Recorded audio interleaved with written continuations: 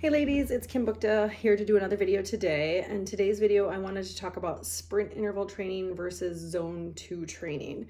The reason I wanted to go over this today is it's not something that I really knew much about until I started doing more research lately about women in the perimenopause and menopausal transition.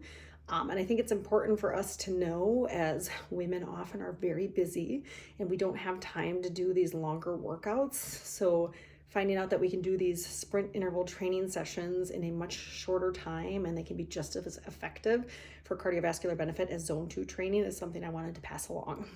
So for those of you that don't know what I'm talking about, sprint interval training is training for a brief period. So it's 20 to 30 seconds, as hard as you can go intensity wise, with different exercises. Now, it could be sprinting if you're a runner.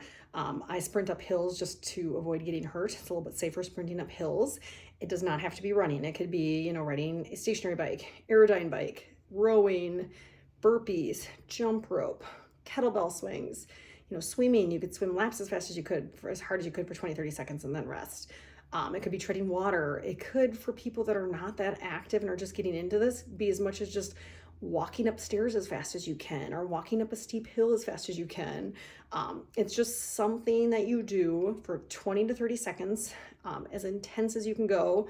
So at that 9 or 10 intensity, so you couldn't do it longer than 20 to 30 seconds. You feel pretty done by the end of that. Like sometimes I almost feel like I kind of want to vomit when I'm doing my Aerodyne bike at the end of that 20, 30 seconds. It's intense, and then you need to recover anywhere between 2 to 4 minutes.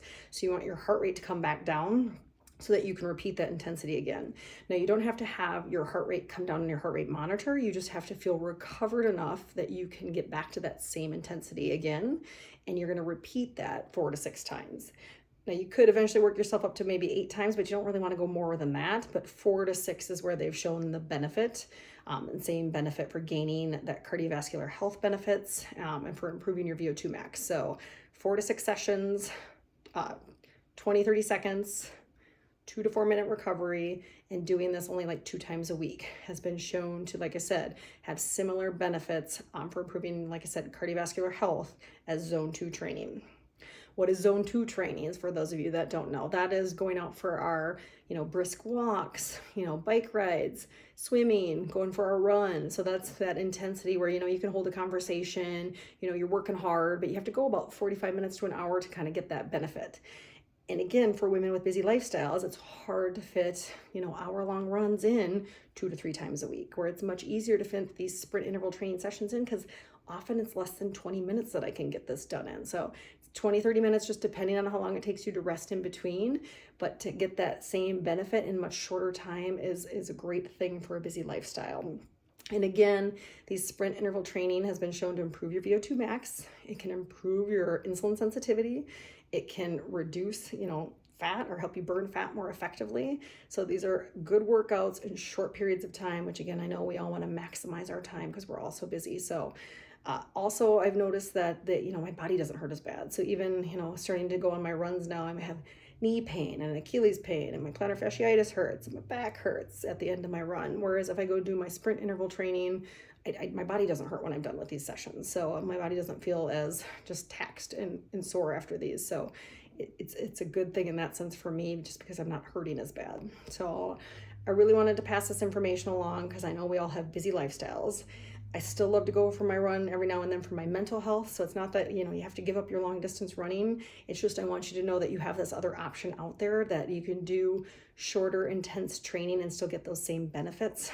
Like I said, for our cardiovascular health, for our VO2 max health. And again, just to quickly explain what VO2 max is too, for people that don't know, that is our body's ability to utilize oxygen when we're working out, or just, it shows us how hard our body can work. And as we age, our VO2 max declines. So when you're listening to a lot of these podcasts or these talks, everybody's talking about wanting your VO2 max as high as you can. And you want to try to keep that where it is, just because it will decline naturally as we age. And we want to protect it from doing that, because as that declines, we lose our ability to, just even do activities of daily living. So we want our VO2 max to stay high. So that's when you're hearing all these talks about which cardiovascular workout can help with that most. Both are good, but just know that sprint interval training you can get done in much less time. So I hope these videos are helping you all. Again, If you like them, please share them with other people, you know, hit subscribe. And as my husband pointed out, not everybody knows what subscribe means. I'm not selling anything. You don't have to buy anything when you hit subscribe. It just will notify you when I put my next video out. So if you hit subscribe, you get a notification when I post the next video. If you have questions, I'm happy to answer anything in the comment section. But again, I'm hoping these are helping you. And like I said, we'll see you next time for the next video. Thanks, ladies.